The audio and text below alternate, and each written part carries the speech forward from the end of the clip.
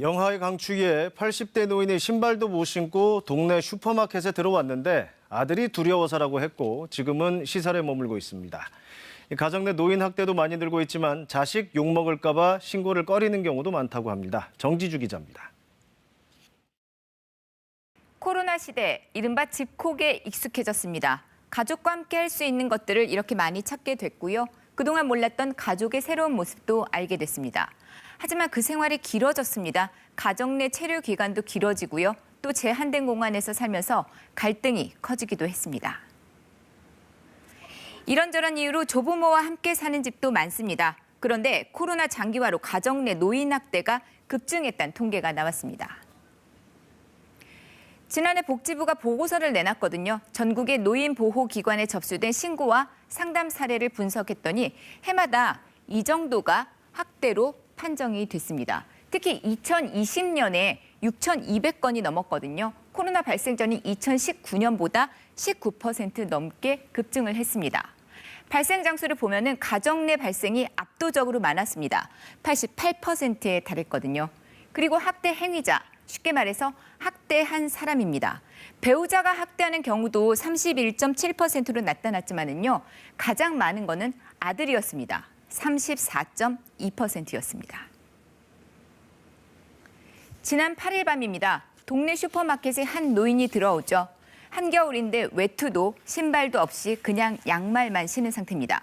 차갑게 얼어버린 손과 발을 가게 주인이 주무르고요. 슬리퍼도 내주면서 녹여봅니다. 오늘 밤 내가 같이 잘 수가 없다고 무서워하셔가지고 그냥 말씀하신 게 아니고 후들후들 떨면서 이렇게 이야기를 하셨어요. 인근 아파트에 살고 있는 80대 노인 A씨였는데요. 50대 아들과 함께 살고 있었는데 아들이 술에 취해 해코지할까 싶어서 도망쳐 나왔다는 겁니다. A씨는 아들로부터 여러 차례 위협을 당했고요. 따로 살고 싶다 이런 의사를 밝혔다는데요. 현재 경찰과 사회복지사 도움으로 노인보호쉼터에서 머무르고 있습니다.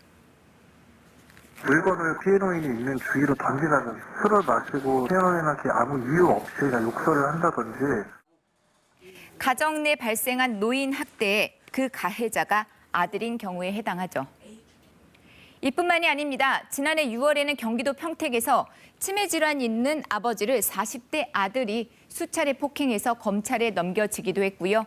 알코올 중독 아들이 아버지를 폭행했다 등등 비슷한 사건들이 잇따랐습니다.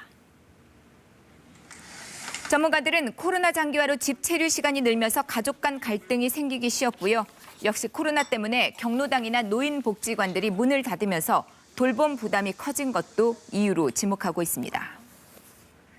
만약에 학대를 당했다면 노인보호 전문기관에 도움을 청할 수가 있습니다. 학대로 인정이 되면요, 전용 쉼터에서 이런 도움들을 받으면서 최대 6개월까지 지낼 수가 있거든요. 하지만 노인들은 내가 학대를 당하더라도 신고를 안 하는 경향이 있다죠. 내 자식이 처벌을 받거나 사회적 지탄을 받을까 이런 것들이 두려워서라는데요. 그래서 이웃의 관심이 필요합니다. 중앙노인보호기관이 제시한 일종의 징후가 있다는데요. 치료받지 못한 상처가 있거나 큰 소리로 다투는 소리가 들린다. 또 영양 상태가 좋지 않아 보이는 경우들입니다. 노인이 요양원 등 시설에 입소한 뒤에 가족이 한참 동안 연락을 하지 않는 경우도 주의 깊게 봐야 합니다. 특히 알코올 의존증이 있거나 정신건강에 문제가 있는 자녀들과 사는 노인은 특히 더 위험하다고 하네요.